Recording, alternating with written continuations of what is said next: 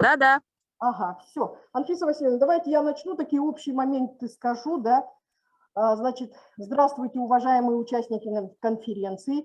Мы сегодня проводим совместное мероприятие «Вечер памяти» к 85-летию со дня рождения Мэрии Михайловны Сафианиди. Совместное мероприятие – это Якутский государственный литературный музей имени Платона Аюнского и Центральная городская библиотека города Мирного имени Мэрии Сафианиди.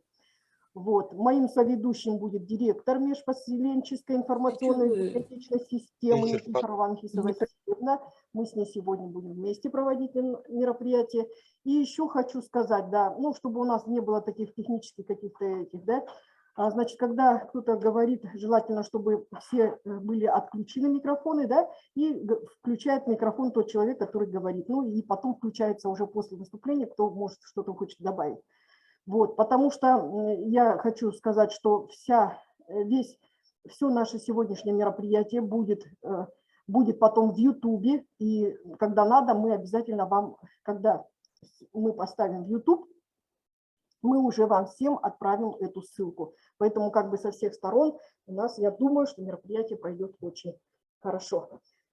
Вот, поэтому в самом начале разрешите, я скажу несколько слов, ну и могу даже немножко рассказать порядок нашего, да, вечера памяти.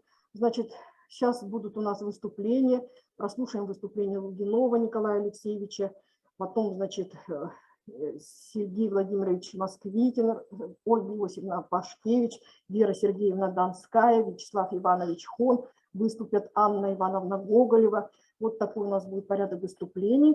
Ну, мы будем всех объявлять, так что давайте начнем, да? Мэрия Михайловна, я скажу сейчас вступительное слово немножко совсем. Мэрия Михайловна Сафианиди, талантливая поэтесса, писатель, очеркист, переводчик, сценарист, литературный редактор, создатель и долгие годы руководитель литературного объединения «Кимберлит», почетный гражданин Мирнинского и Сунтарского районов, автор 15 книг, основатель и бессменный главный редактор альманаха «Вилюйские зори». И я думаю, что очень обстоятельно, интересно расскажут о ней сотрудники Центральной городской библиотеки города Мирного имени Мэрии Сафианиди в презентации. Но хочу немножко сказать вводное слово. Даже в простом перечислении всех ее ипостасей мы видим, какая это была разносторонняя, уникальная личность. Ее творчество многогранное, имеет глубокий философский подтекст, имеет огромный диапазон воздействия. Затронул только несколько граней ее таланта. Вот что пишет о ней кандидат филологических наук Гаврилева Надежда Гарьевна. Пишет о ней, ну вот я несколько слов скажу о ней как о переводчике. Лирику на другом языке передать практически невозможно, пишет Гаврилева. Однако, что касается переводов Мэрии Михайловны, то в них сразу чувствуется, что они сделаны большим талантом и потому отличаются глубокой поэтичностью. Вот слова Гаврилевой. Мэрия Михайловна перевела любовную лирику якутских поэтов Василия Басяка, Ивана Арасунского, Николая Чора, Варвары Потаповой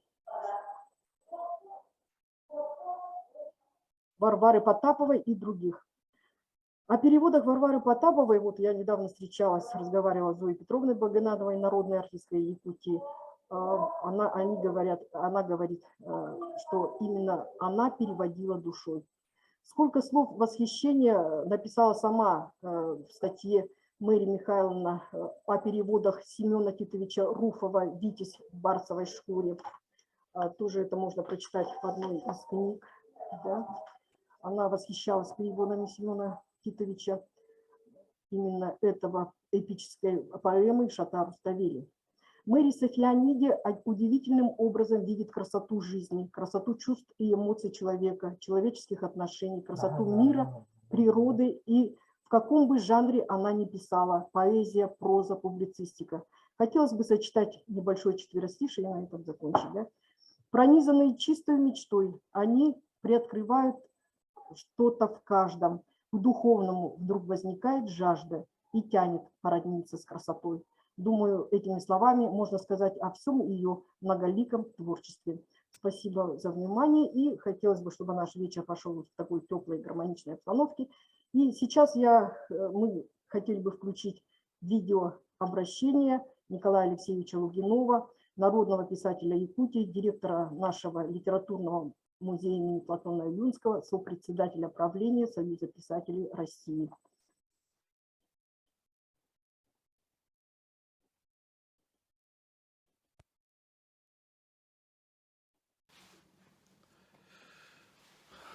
Мэри Сафияниди я помню очень давно. Это было где-то середина 70-х годов, когда я только-только вступил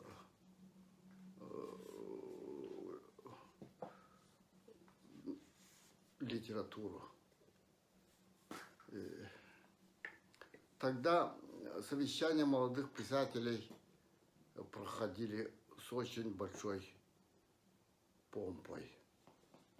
Из Мирного на совещание молодых писателей приезжала целая делегация. Среди них была Мэри Михайловна Сафияниди. Я помню тогда Алексея Васильева, Осипа Филиппова, Никифорова и многих других. Эта делегация состояла, мне кажется, где-то более 10 человек. И вот с тех пор Кимберлит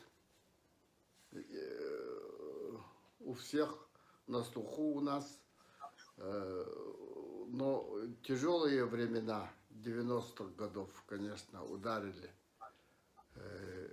не только по литературе, но и по всей стране.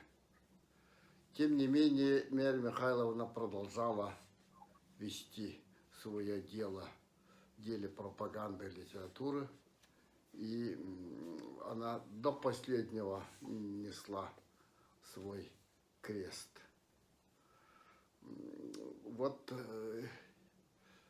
пример деятельности и жизни Мэри Михайловны является примером жертвеннического служения литературе. Это вызывает, конечно, для нас очень большое уважение. Она прожила в Мирном почти всю свою жизнь. И за это время она занималась пропагандой литературы. Получается, что она одна из тех редких деятелей, которые одухотворили этот суровый алмазный край, именно в духовном плане. То, что почитает таких людей, это, конечно, очень правильно. Мы поддерживаем вот такие начинания. И память о жизни и деятельности Марии Михайловны, конечно, будет сохраняться. И ее имя будет писано, имена самых знатных видниц. Это очень приятно для нас, писателей.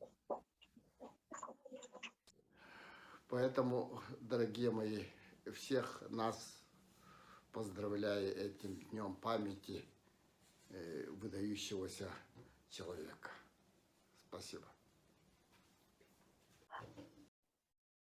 Да, такие прекрасные слова сказал Лугинов Николай Алексеевич, да. А сейчас мне хотелось бы передать слово Москвитину Сергею Владимировичу, поэту, ну, все мы знаем его, конечно, поэт, журналист, краевед, член Союза писателей России. И, пожалуйста, Сергей Владимирович. Добрый день, я приветствую всех участников конференции. Мое знакомство с Мэрией Михайловной Сафияниди состоялось 15 января 1999 года. А к тому времени уже 2 года, как существовало литературное объединение «Фламинго» Ленское, которое я возглавлял. И мы, конечно, были наслышаны о в соседнем Мирнинском литературном объединении «Кимберлит». И нам захотелось очень познакомиться с этим литературным объединением по-соседски. И вот именно в январе 1999 года мы, получается, осуществили задуманное с помощью, в том числе литераторов Бориса Лапрадина, Николая Сорина. На 2 легковых автомобилях мы выехали в город Мирный, разместились в гостинице «Зорница». Навстречу, правда, к нам пришло не литературное объединение «Кимберлит», а Мэри Михайловна Сафияниди в единственном числе. Почему так получилось, я выяснил лишь несколько позднее. Оказывается, к тому времени, вот, в середине 90-х годов, литературное объединение «Кимберлит» как таковое распалось к тому времени. А Мэри Михайловна Сафияниди, она продолжала заниматься подготовкой книг мирнинских литераторов и в том числе подготовкой альманаха «Вилюйские зори», основателем которого она является. И вот тогда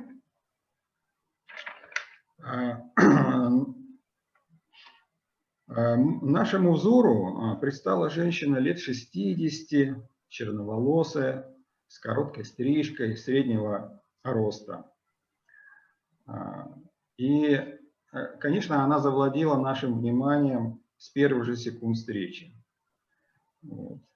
И тогда я записал нашу встречу на диктофон, и поэтому какие-то отрывочки из нашей встречи могу привести. Но в частности, она жаловалась на то, что из-за отсутствия финансирования очередной альманах «Вилюйские зори», который она подготовила, она не может выпустить. И сетовала на то, что ну как без этого налаживать связи между районами? Невозможно же каждый раз пробивать мероприятия.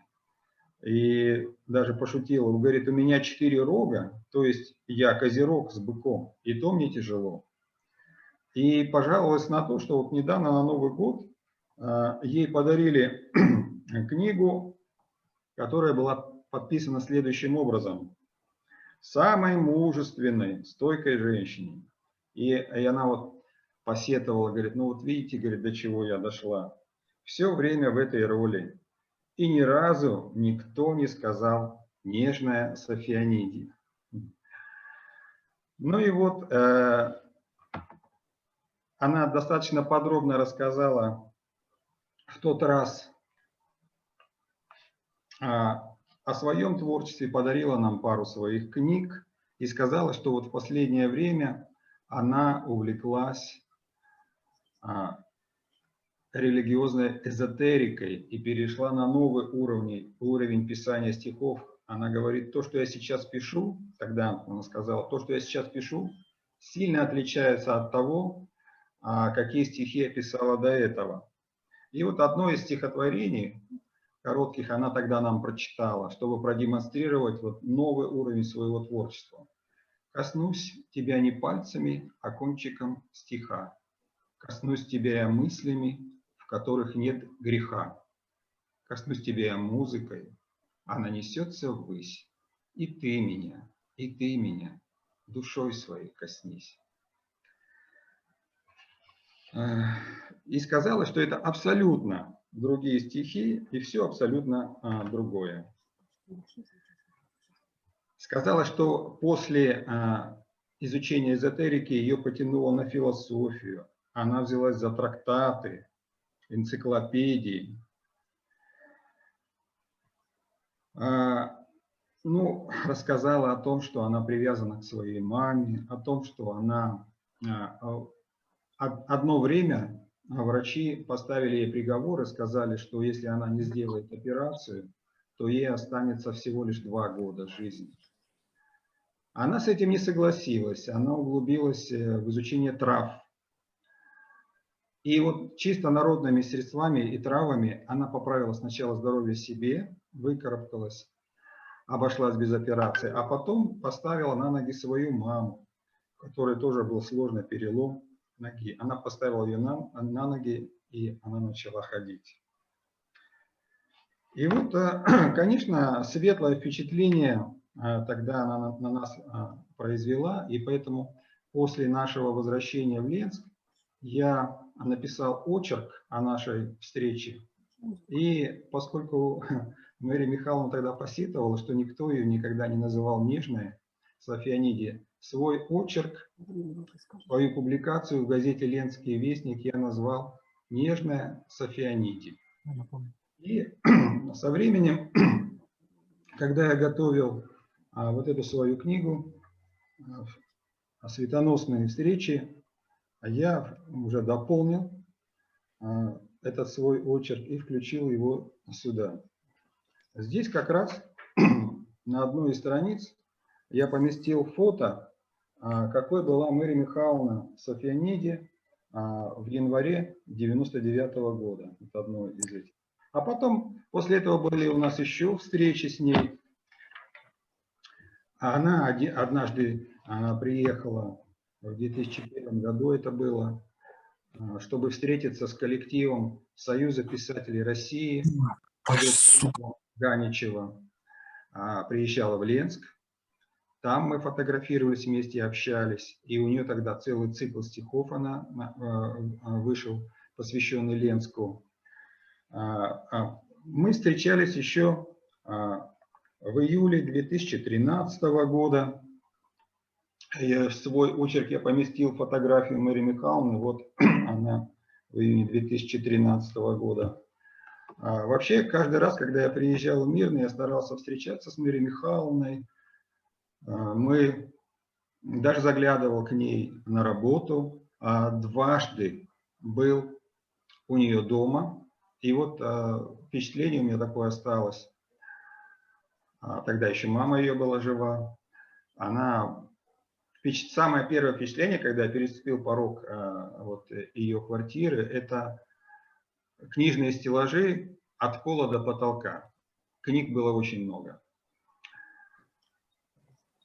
И еще последняя наша встреча состоялась в сентябре 2014 года, а уже летом 2015 года ее не стало. И вот так получилось, что, можно сказать, я стал преемником Марии Михайловны Софьяниде в деле подготовки и издания альманаха «Вилюйские зори».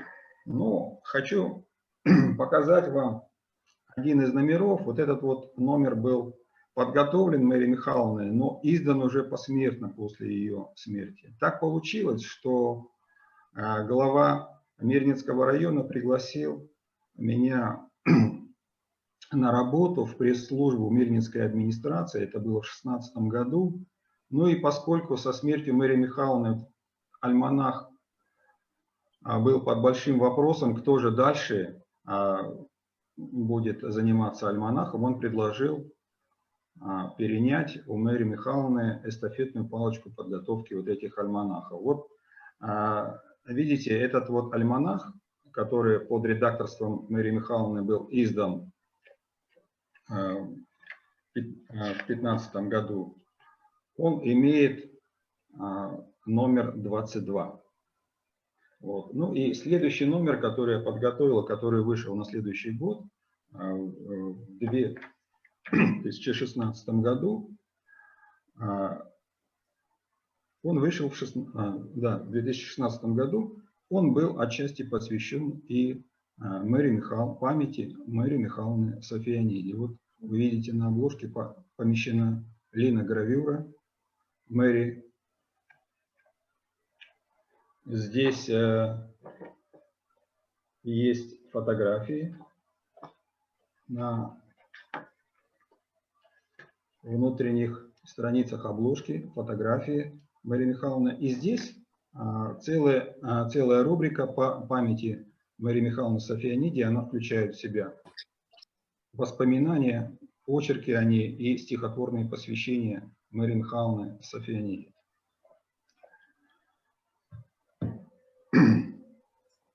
Ну и я просто покажу. 24-й вот такой вот вышел, да, выпуск, 25-й Вилюйских зорь, 26-й,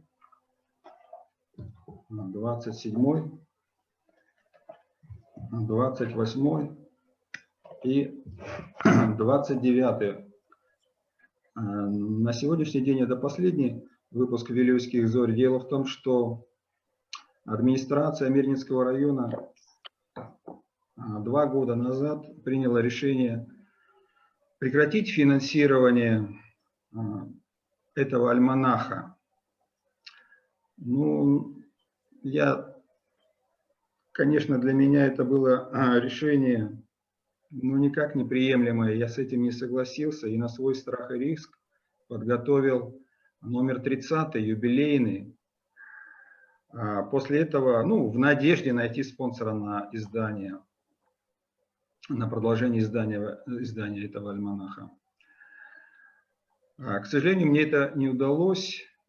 После того, как в этом году был избран новый глава района, я обратился к нему с официальным ходатайством о продолжении выпуска этого альманаха.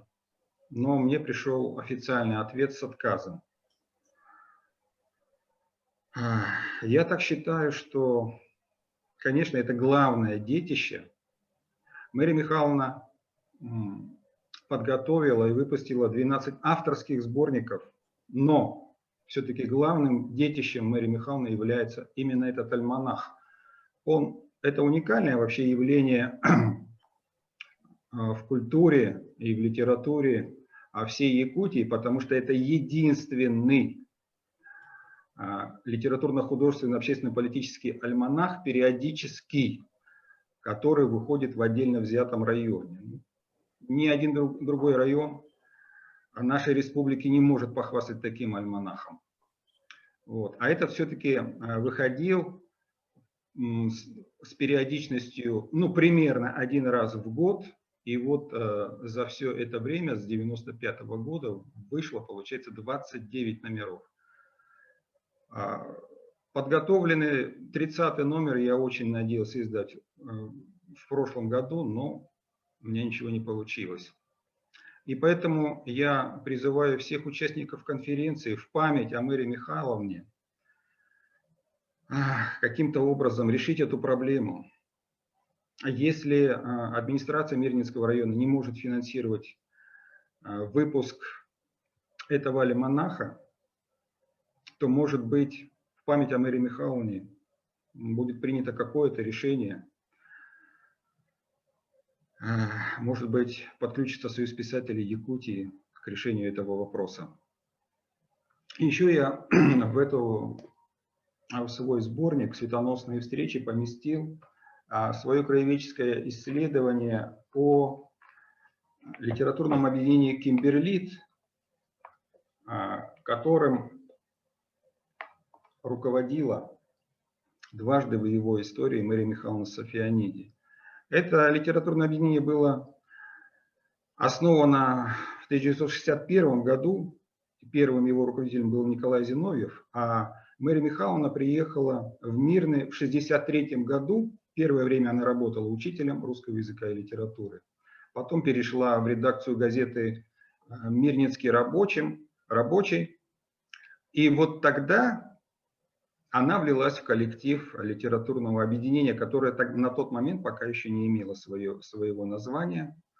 Вот. И с приходом Марии Михайловны, можно сказать, это литературное объединение. Извините, Сергей Владимирович, вот у нас такой зум, да, я вот вначале не сказала, да, сейчас он отключится, и, пожалуйста, я вас всех очень прошу включиться по этой же ссылке опять 2-й раз. И мы все вот продолжим нашу беседу. И, ну, я думаю, это самое, у нас не должен быть какой-то регламент, да, поэтому... Да, я понял, что мне надо... Ну, слушать вас, конечно, очень интересно. Подводить итоги. Хорошо. И сейчас мы, как отключаемся, сразу включаемся второй раз. Хорошо, давайте. Или уже там Мирному передаем слово. Мгм.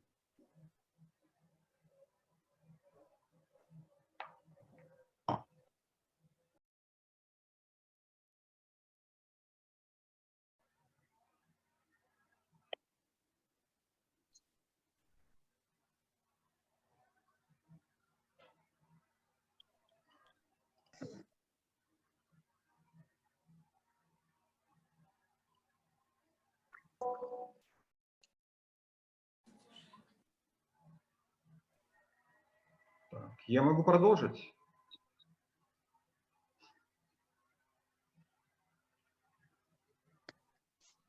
Вячеслав Иванович, я вас приветствую.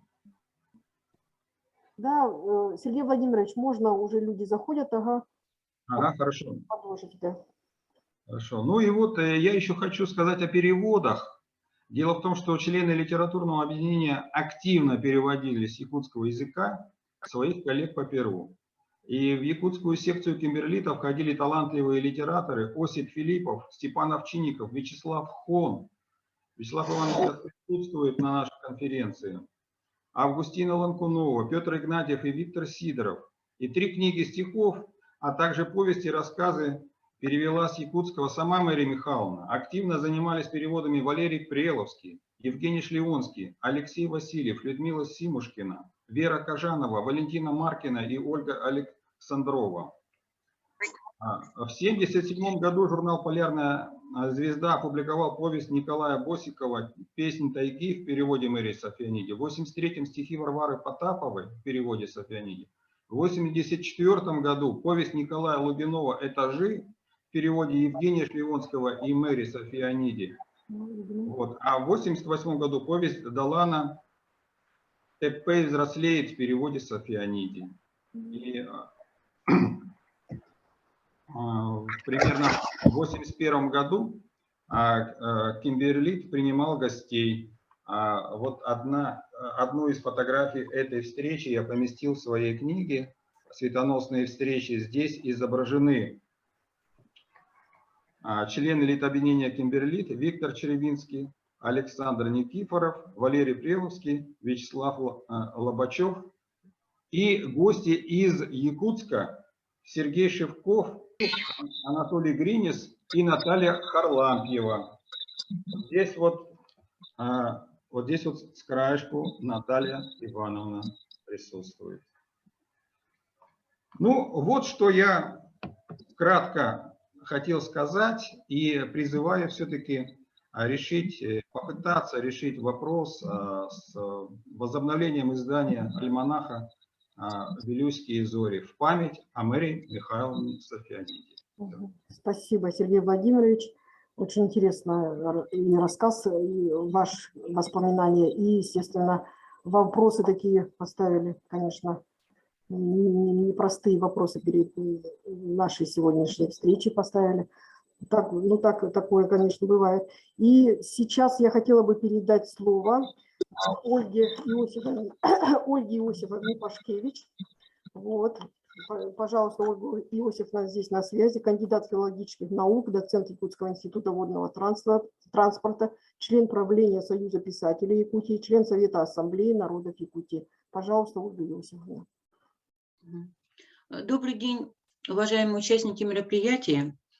Действительно, деятельность Марии Михайловны, ее творчество, оно удивляет своей многогранностью, потому что она была и переводчиком, и редактором альманаха «Вилюйские зори» на протяжении вообще многих лет. Руководила литобъединением, писала сама стихи, очерки, повести, была журналистом. И в ее творчестве также ярко проявились и краеведческие темы. 7 ее книг написаны, посвящены теме краеведения. Она была инициатором выпусков поэтических сборников, выставок, многих мероприятий. И помимо всего этого, она ведь еще работала в газете, потом в институте Якуты и НИИ «Прав Алмаз». И вот даже не верится, что всем этим занимался один человек. А если вспомнить, что в то время не было еще у нас, интернет отсутствовал, сотовая связь отсутствовала, То есть для решения многих вопросов нужны были личные встречи или переписка по почте, телефонные переговоры, то понимаешь, сколько энергии, сил отдавала Мария Михайловна общественной работе. В справочнике писателей Якутии говорится, что Софьяниди своим творчеством объединила в единое культурное пространство Россию, Грузию, Армению и Якутию. Но, наверное, по-другому и не могло быть, потому что Мария Михайловна жила в такое время, в таком месте, когда все культуры буквально переплелись друг с другом. В своей книге, в предисловии книги «Дороже алмазов», Мария Михайловна написала: более 20 лет, эта книга издана была в 1978 году, более 20 лет назад со всех концов огромной страны приехали в Мирный русские и украинцы, грузины и татары, латыши и азербайджанцы, белорусы и чуваши. Они рубили просеки, прокладывали улицы. Бок о бок в трудовых коллективах работали представители всех братских республик страны. Они привезли с собой песни и танцы своих народов. Строители, горняки, шоферы, монтажники, бурильщики, летчики жили не только работой. Литература, музыка, живопись вошли в жизнь каждого жителя алмазной столицы. И это было естественным. Песни звучали и на подмостках самодеятельной эстрады, и на молодежных вечерах, и даже в обеденный перерыв. Случайно ли мы встретились здесь? Велением ли судьбы? Спрашивает Мария Михайловна. Неожиданным ли поворотом событий? Но вот мы, такие разные, оказавшись в таежном городе, поняли, почувствовали, что общего у нас гораздо больше, чем разного. И сама действительность наша сделала дружбу народов настолько обыденным явлением, что мы и не замечаем его порой. Полагаю, что подобные явления были и в других местах, и на всесоюзных, и на всероссийских стройках, наверное, в том же Братске, в Нерюнгри. Но почему-то сложилось так, что именно в Мирнинском районе первым было создано и юридически оформлено отделение общественного движения Ассамблеи народов Республики Саха-Якутия. И большую роль в этом, конечно, сыграли этого национального объединения, сыграли и продолжают играть подвижники. Вот такие подвижники, какой была Мария Михайловна Софьяниди. И они прилагают усилия и на сегодняшний день в том, что Ассамблея Мирнинского района, она успешно и очень активно функционирует. И я сама была свидетелем, когда в 2017 году побывала в Мирном, и прошла моя встреча с читателями в городской библиотеке, что настолько интересные программы, мероприятия проводят национальные общины Мирнинского района. Поэтому я желаю им дальнейших творческих успехов в этом плане и рада видеть здесь представителей Мирнинского района. И не случайно у нас наш год объявлен сейчас годом культурного наследия народов России. И, конечно, поддерживаю слова Сергея Владимировича о том, что необходимо то, что у нас есть хорошее, сохранять. А одним из таких реальных больших инициатив, которые были созданы Марией Михайловной, это альманах «Вилюйские зори». Пусть он выходит. Да. Спасибо, благодарю за внимание. Да. Спасибо, Ольга Иосифовна. А сейчас мы передаем, значит, слово нашим соорганизаторам нашего сегодняшнего мероприятия. Это Центральная библиотека города Мирного имени Марии Софьяниди. И передаю слово, значит, Никифоровой Анфисе Васильевне. Пожалуйста, Анфиса Васильевна, мы с нетерпением ждем презентацию, ждем ваше выступление.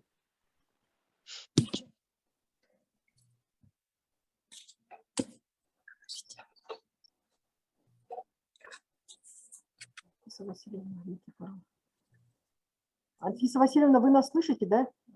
Сейчас сразу будет презентация или вы должны сначала сказать? Добрый день, уважаемые участники конференции. Мы рады вас приветствовать из Центральной городской библиотеки города Мирного имени Мэри Сафианиди. И мы сейчас включаем нашу презентацию. Ваше внимание, пожалуйста, на презентацию.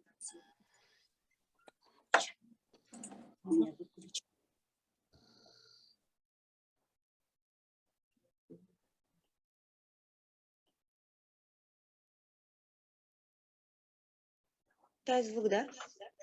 Да, звук есть, мы вас слышим. Ага. Есть уже изображение, есть, ага. Добрый день всем присутствующим на этой встрече. Мы очень рады видеть вас.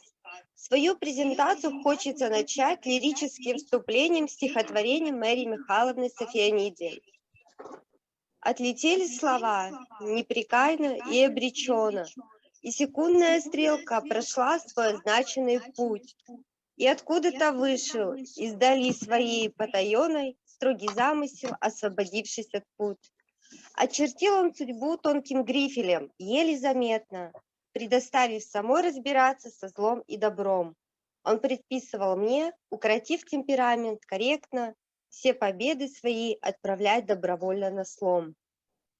Мария Михайловна – известный поэт, писатель, а черкист, переводчик в нашей республике и за ее пределами. Приехала в Мирный в 1963 году. Готовы наславить, пожалуйста? Совсем еще молодой, где ее встретил непривычно колкий морозный воздух ранней зимы. А ведь приехала она к нам из теплых мест. Родилась в Краснодарском крае, детство прошло в Грузии, юность в Казахстане. Приехала она на север, в чем-то повторяя судьбу своей бабушки, гречанки Пелистеры, покинувшей родную страну и начавшей жизнь на новом месте. Стихотворное посвящение появится годы позже, в книге «Монограмма души».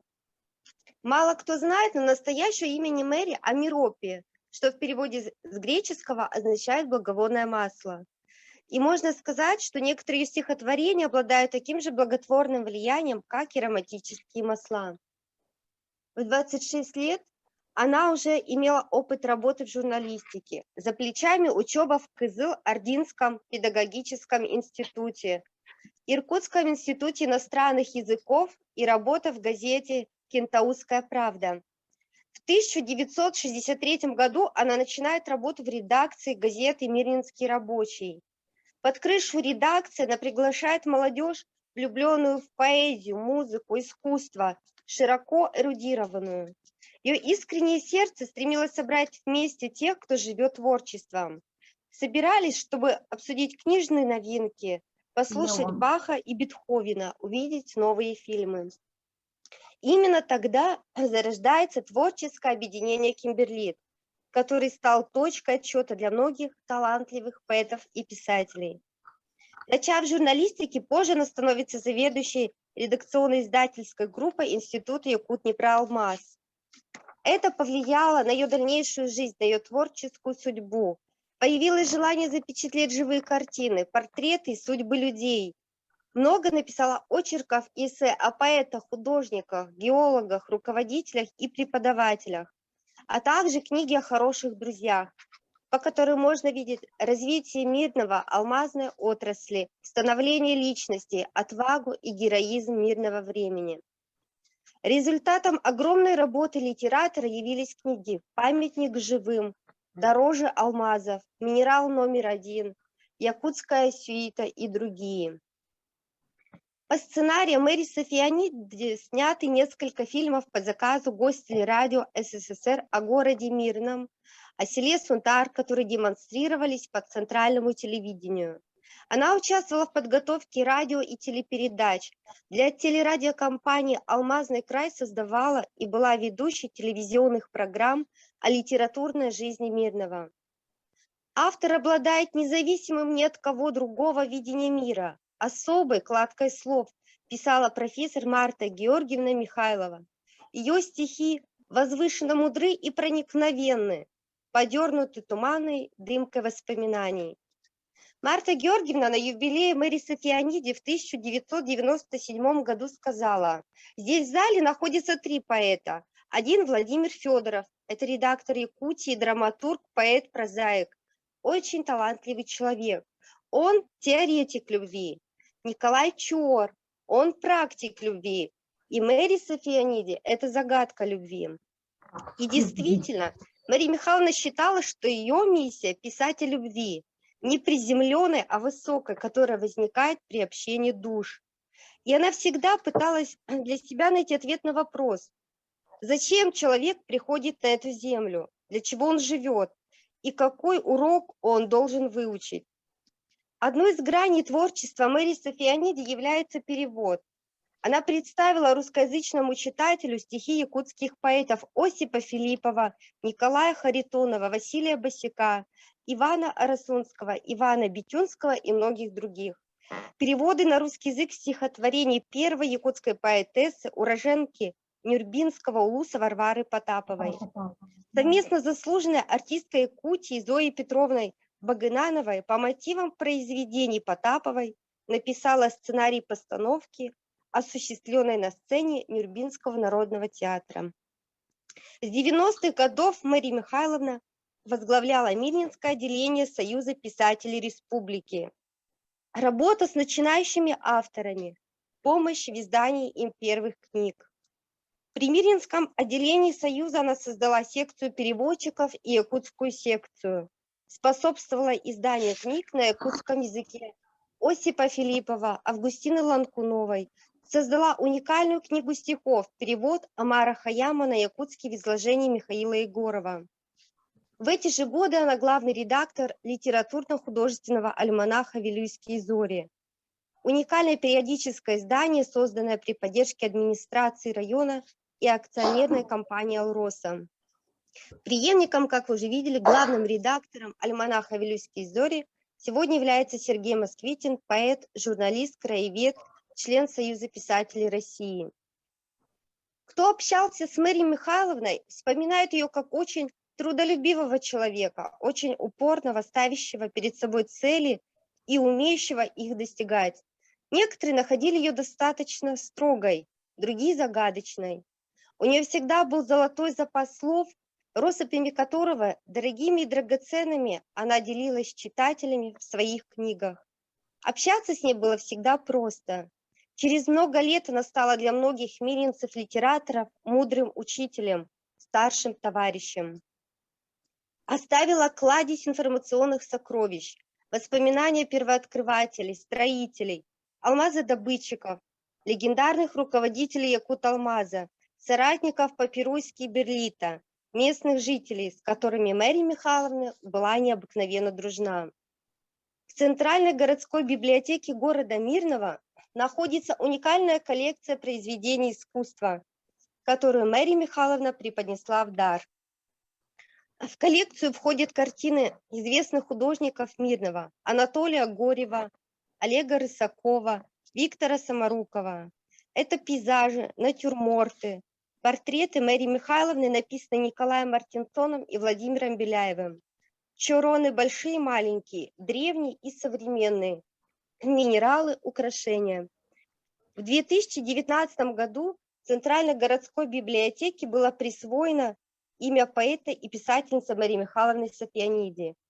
Присвоение имени – это всегда признание успеха и достижений выдающейся личности.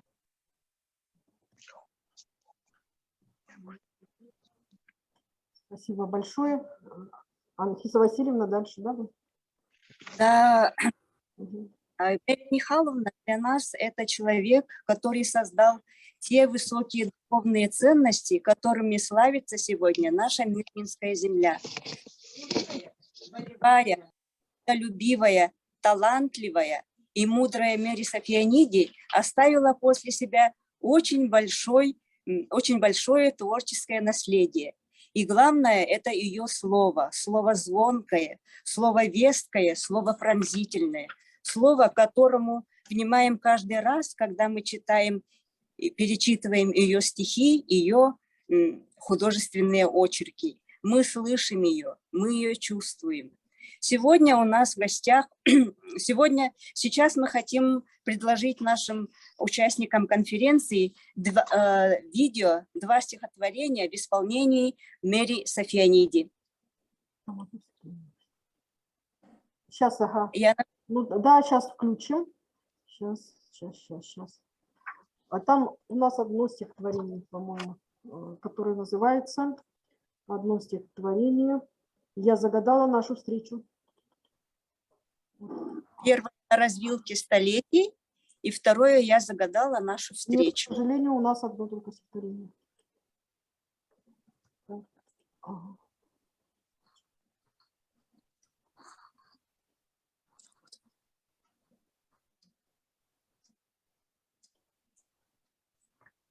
Сейчас вот все получится.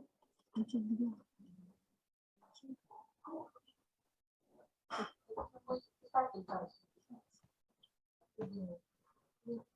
Сейчас, минуточку, пожалуйста. Я загадала нашу встречу в ночной тиши. Уже прошли и день, и вечер моей души. Не верю, что сомкнутся веки. Живу и жду. В каком увидимся мы веке, в каком году? Я загадала Встречу. Тиши. Мое, да, подключили? Вот это только Анфиса Васильевна. Так что давайте продолжим, а то уже время. Она какое видео? Одно стихотворение. По известном прославившемся литературном в республике знают все. И в одно время литературное объединение насчитывало около 100 творческих людей. В 1987 году в городе Якутске проходили дни литературного объединения. А имена талантливых кимберлитовцев и их литературное творчество сегодня известны далеко за пределами Якутии.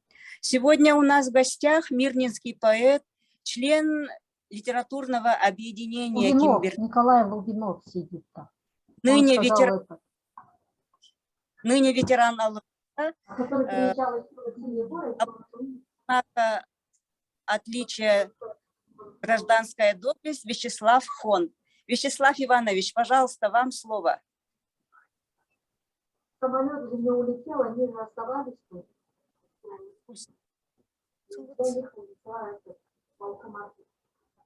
Вячеслав, пожалуйста, Вячеслав Иванович. Ага. Вы, пожалуйста. Я Да, слушаем Вячеслава Ивановича. Да. Добрый день, дорогие участники конференции. Вот как сказали, я являюсь ветераном Алроса, работал в Мирном с 1978 года по 2018 год.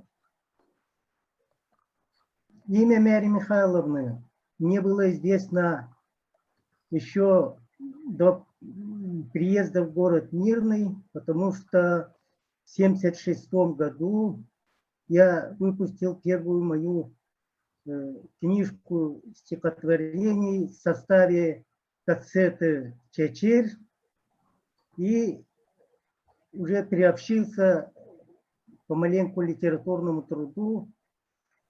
А имя Мэри Михайловны в это время было известно по всей республике. А приехав в город Мирный, нам довелось уже работать в одном институте. Она работала главным редактором института, а я в горном отделе горным инженером работал. Ну, первое время я познакомился с якутским поэтом Осипом Филипповым, моим земляком, который уже давно был Мирным, и не только Мирным, известен как поэт. И благодаря вот ему я стал иногда посещать занятия литературного объединения Кимберли. Когда были руководителями Кимберлита известный поэт Алексей Васильев Это, видимо, было после Неры Михайловны. Ну и иногда собирались около 20 человек, иногда больше 10, иногда меньше 10 человек. Благодаря тому, что я уже был знаком поэтому, а без слушателей писатель, не писатель, поэт, не поэт, поэтому совсем не забросил поэзию. Я помню, как мы занимались, как было нам иногда весело, как переводили друг друга. Но это все, конечно, пошло на пользу моему росту как поэта. Осипа Филиппова очень любили, признавали его как большой поэт. И Нера Михайловна, и Алексей Васильев, и остальные все. А в институте работали тогда из тех, кто занимался в Кимберлите, Валерий Крыловский, Евгений Шлеонский и вот Нера Михайловна. Нера Михайловна всегда была двигателем, движителем всяких мероприятий, литературных встреч. И как только в коридоре я видел Неру Михайловну, и сразу думал, вот сейчас она что-то, мне какое-то задание даст, или там что, о чем-то попросит. И так и бывало. Мы встречаемся в коридоре, она меня останавливает и начинает делиться своими планами. И что-то, например, попросит что-то перевести или где-то прийти, посещать что-то. Она была очень многогранным человеком. Она интересовалась странами, она интересовалась историей поиска алмазов, даже самими алмазами. Была очень тесно знакома с геологами, с артистами, с художниками. И вот когда первый раз мы, несколько человек после занятий Кимберлита, зашли к ней домой, она жила тогда в однокомнатной деревянном доме, однокомнатной квартире по улице Ваюнского. Я обратил внимание на портрет ее. Это был портрет, написанный, по-моему, Александром Беляевым. Беляковым. Александром Беляковым. Да. И помню, что была гитара. Она оказалась, что в молодости даже музыку сочиняла. Вот это показывает ее многогранность, еще раз доказывает. Да. Она любила делиться своими планами. И про то, что собирается открыть журнал «Вилюйские зори», она еще начала говорить задолго до появления этого журнала на свет, делилась своими планами. Она наружно не была похожа на поэтессу. Она была сдержанным человеком, таким, как всегда, немножко задумчивой и спокойной. Ну и поскольку работала редактором такого института, который, мимо которого не проходили и проектные работы, и все научные работы, она, видимо, была во многом благодаря своей работе и в курсе всех событий, которые проходят мирно. И про горные дела, геологические дела, она все это прекрасно все знала.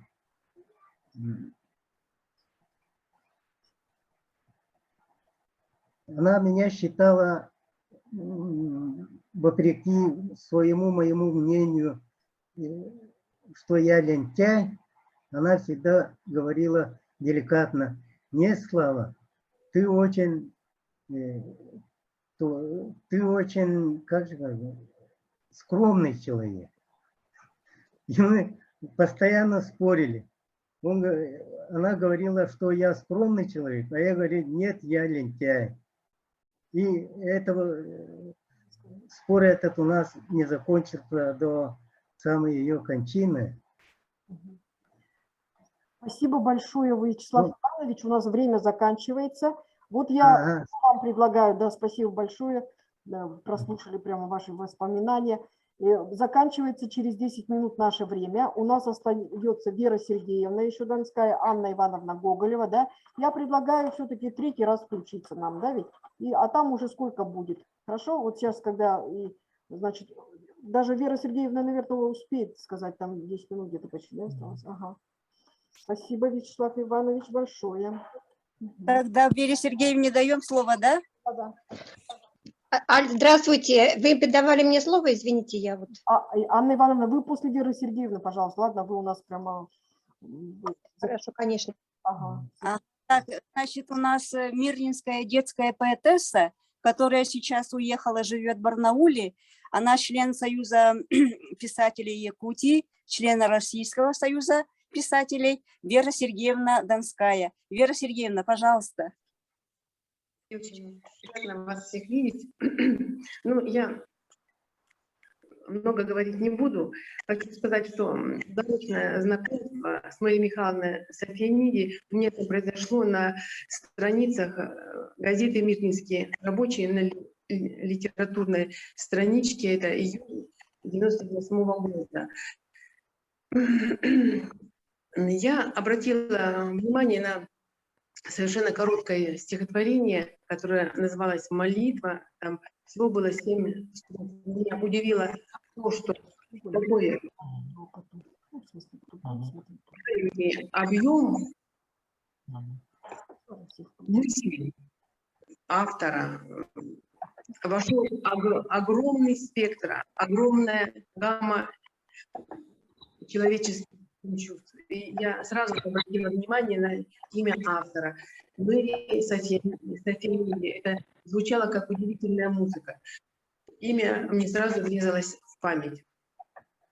В дальнейшем я неоднократно обращалась к тем же литературным страничкам, читала ее стихи, и у меня всегда была очень такая настойчивая мысль, что имя автора и его сам талант очень давно и крепко шли друг рука об руку по стезе творчества. Ее стихи — это просто большой океан. Так они там глубокие, так они философски наполнены. И вот, знаете, благодаря Марии Михайловне я узнала новый мир, который, в общем-то, запустила меня к себе и не дала обратной дороги. Я здесь осталась навсегда. В 2003 году попала к Марии Михайловне на стол, там, когда она была там редактором в Днепроалмазе. И, в общем-то, я забыла об этом моменте. И в один прекрасный момент Мария Михайловна позвонила мне и таким очень строгим, как учителя, голосом сам сказала: «Здравствуйте, я Мария Михайловна Сафианиди». И она мне сказала, что мои там детские стихи ей очень понравились, и она сам хотела выпустить сборник стихов. Вот. И мы с ней стали работать над стихами. Она сказала: будем вместе редактировать. Знаете, она была очень хорошим учителем. Я там до сих пор, когда пишу стихотворные строчки, когда этим идут, я всегда там вспоминаю ее там слова, ее там фразы. Она всегда, когда у нас вот был момент редакции, строчки, всегда спрашивала: действительно, вы не обижаетесь на те или иные моменты исправления? Я говорю: нет, не обижаюсь. И она тут же, ее там голос добрела, интонация, она всегда вот такая тонкая была. И она всегда сам говорила: если человек не принимает вот эти ошибки, на которые кто-то там указывает, он останавливается в своем творчестве, он не растет. Но я с Марией Михайловной была там полностью согласна, поэтому мы в этом плане с ней были единодушны.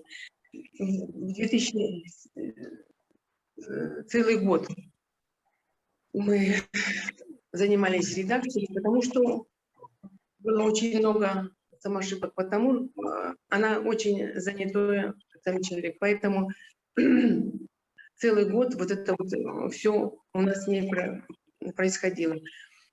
Что хочу сказать, я благодарна Марии Михайловне в том, что она вела меня в этот мир. Я там познакомилась в городе Мирном, я там познакомилась с такими замечательными, талантливыми людьми, как Валентина Александровна Маркина, Вера Александровна Серкина, Любовь Михайловна Винцель, Вячеслав Иванович Хон, Вячеслав Артеменко, Фидель Очаковский, многие там другие. В то время, это вот начало 2000-х, у нас довольно часто были собрания по тому или иному поводу, или это был очередной выпуск альманаха «Вилюйские зори», или, значит, публикация авторской книги какой-то. Всегда была одухотворенная обстановка, и мы видели, что нас очень много, и мы... Спасибо большое. Да, вот сейчас я просто хочу сказать, да, время заканчивается, к сожалению, да, у нас еще осталось очень, я думаю, интересное выступление Анны Ивановны Гоголевой, известного писателя, кандидата филологических наук, да, и я все-таки предлагаю, если включиться нам в третий раз, да, и прослушать Анну Ивановну, и потом у нас остались замечательные стихи, которые читает школьник, артистка Мирнинского театра, и есть даже романс именно Мэри Софианиди. Поэтому вот, пожалуйста, вот сейчас у нас время, к сожалению, закончится. Ну, я, в принципе, я уже там заканчиваю. Что я хотела сказать, я уже сказала. Я просто была сам рада, что нас было очень много, и мы нужны нашему сам городу, наш сам труд, наше сам творчество нужен был городу Мирному. Ну вот, в принципе, наверное, и все. Спасибо большое. Спасибо большое. Вот я не знаю, по времени Анна Ивановна сможет, да, сейчас? 2 минуты всего осталось, да? Да? Сейчас у нас все отключится. И стихотворение мы не можем сейчас включить, да? Есть очень хорошие видео у нас. Анна Ивановна. Анна Ивановна, вы на связи? Да, на связи. Ну, давайте, может, все-таки продлиться. Да? Ага. Пожалуйста, Анна Ивановна. Я уже вас... Будем помнить, что человек есть усилие быть человеком, говорила Мария Михайловна. А у народного поэта Дагестана Расула Гамзатова был девиз «Бороться за человеческое в человеке». Сходство это примечательное, высокая духовность, свойственная ее произведениям, что предполагает веру, надежду и любовь. Надежду на лучшее будущее, которое горело, как жар птицы на лице ее матери, если говорить строками из ее стихов, когда родные были вынуждены покинуть солнечную родину, в годы репрессий приехать на север. Она верила в высшее начало, судя по ее работам, в любви к северному краю, ставшим ее родиной, где прошла ее жизнь. Верно, это было главным в ее жизни, что помогало ей преодолевать невзгоды. О своих родных она рассказала в своем цикле стихов «Моя родословная». Отец ее погиб в год ее рождения, а матери она вспоминала с любовью и благодарностью. По приезду в Мирный зимой 1963 года она написала, что ее поразили в Мирном приметы времени. С одной стороны палатки, с другой стороны каменное здание, это будущее города. Благодаря ее усилиям над городом, бездуховности, томимом появились поэтические крылья, если говорить строками из ее стихов. Она помогла раскрыть творческий дар первопроходцев Алмазного края. Их романтика, энтузиазм бросались в глаза, и она смогла их всех объединить. Недаром Николай Резник, искусствовед по образованию, но работавший электриков, написал в своем предисловии сборнику «Кимберли-25». как бы прорвавшись сквозь деловую газетную строку о плане, жилье и хлебе, в городской газете впервые прозвучали стисла, которые может понять и тонко передать мастер. Савинов работал, забыв обо всем, углубившись в привычное дело, и улыбка скользила по его губам, освещая лицо. Мастер был доволен, что орнамент плотно опоясывает чурон, и узор ложится ровно, загадочно прекрасной строкой. Воспоминанием о юности и Грузии звучит этюд о синей скатерти, который был издан в журнале «Литературная Грузия» в самом конце 80-х годов.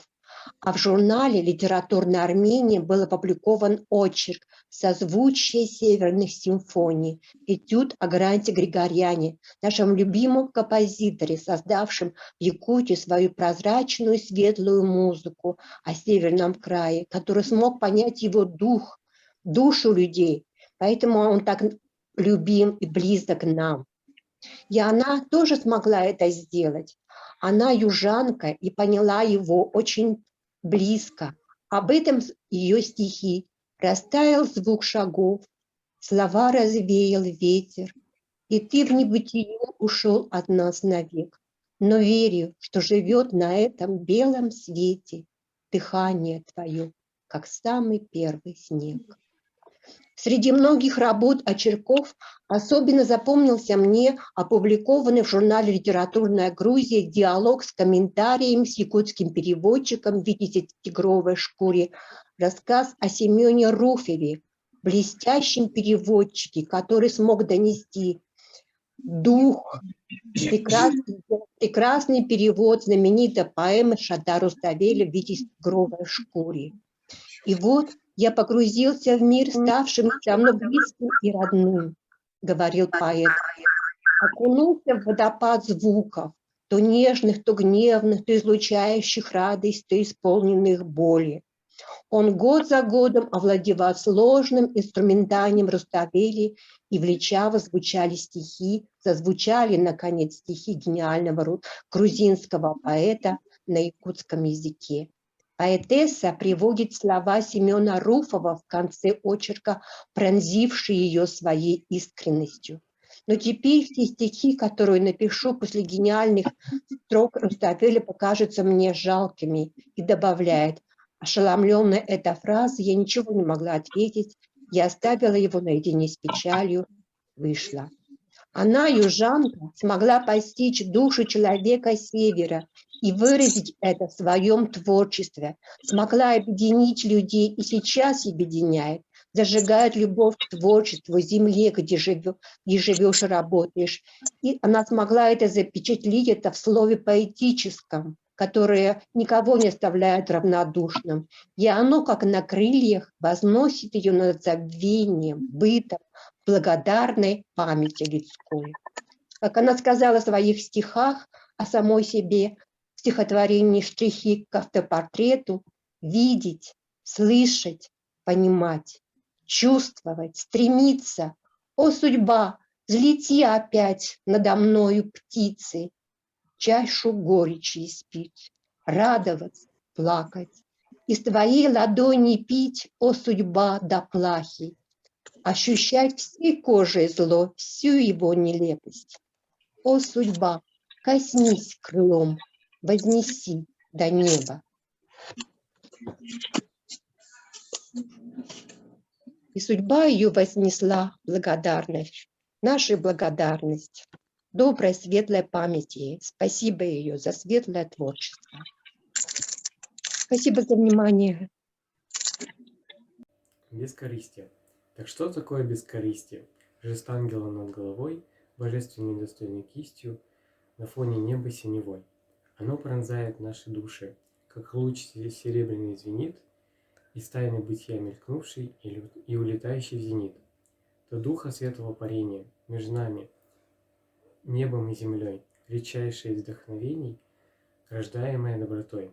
Как хочется, что без корысти вершились судьбы и дела, чтобы талантливой кистью стирались проявления зла. Опостылевшую шубу озимь сбросила тайга, и, обрадовавшись, ветер разрывает ее в клочья. Ото льда, освободившись, ручейки заволновались и к весне помчались дружно под стозвонную капель. Опостылевшую зиму гонит от себя весна. Вот притихшие березы приподняли свои ветви, ощущая дух бродяжий, по дорогам бродят звери, птицы песни распевают под стозвонную капель.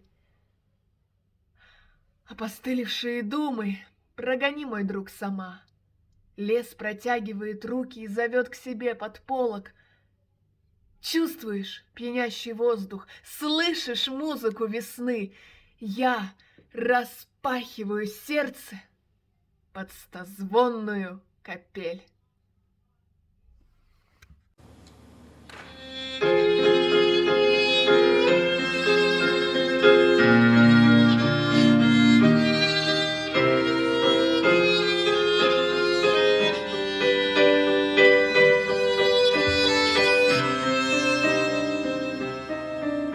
Спасибо тебе за то, что ты живешь на земле.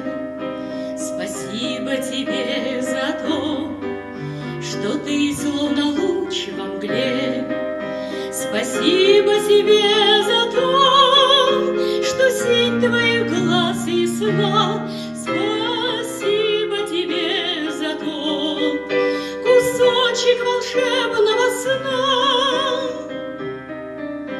Я в душу твою врасти хочу колоском тугим или раствориться в тебе, как в небе безбрежный дым.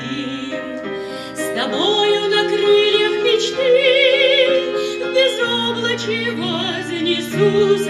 Похоту меня ветра, пусть жжет осенняя грусть. И даже когда вокруг не видно низги во мгле, и ты, опустившись с небес, стою одна на земле.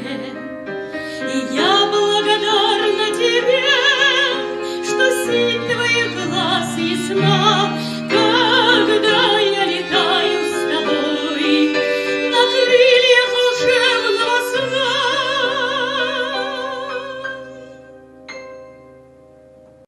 Спасибо большое, Анфиса Васильевна. Все, мы заканчиваем наше мероприятие. Да?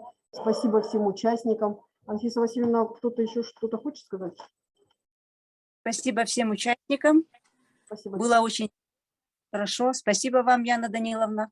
Вам спасибо, спасибо Мирному, спасибо всем участникам. Я думаю, что мы очень как-то тепло и душевно вспомнили о таком человеке, как Мария Михайловна.